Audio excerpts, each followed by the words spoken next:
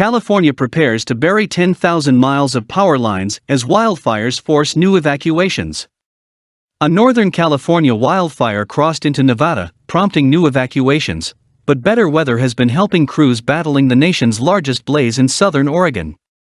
Meanwhile, the major California utility provider PG&E has announced a multi-billion-dollar effort to bury 10,000 miles, 16,000 kilometers, of its power lines, after its electrical equipment was once again blamed for igniting a separate, fast-growing fire in the state's northeast. There are dozens of fires burning across the American West. The Tamarack fire, which crossed into Nevada, is burning south of Lake Tahoe, and had burned more than 68 sq miles, 176 square kilometers, of timber and head-high chaparral and national forest land as of Thursday. It erupted on July 4 and was one of nearly 24 blazes sparked by lightning strikes. More than 1,200 firefighters were battling the Alpine County blaze, which has destroyed at least 10 buildings, forced evacuations in several communities, and had closed parts of US 395 in Nevada and California.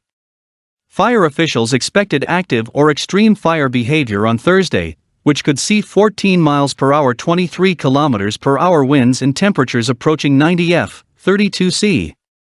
Morgana Lefevich, an evacuee, said she already had boxed up most of her belongings because she is starting community college next week, but her parents lost their house in a 1987 blaze. So this has been really stressing to them, she said.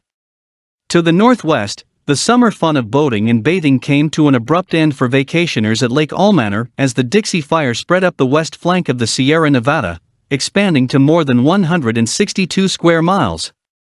The west shore of the resort lake and many other small communities were under evacuation orders.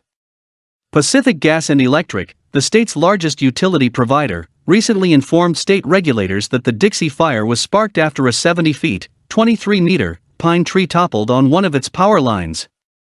The state's largest electricity company has long faced criticism over its equipment's role in sparking devastating blazes, including the 2018 Camp Fire that killed more than 80 people and destroyed thousands of homes in and around the town of Paradise.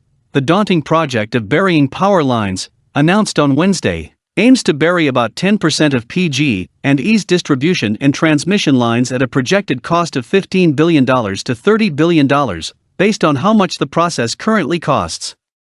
Previous PG&E regimes have staunchly resisted plans to bury long stretches of power lines because of the expense involved.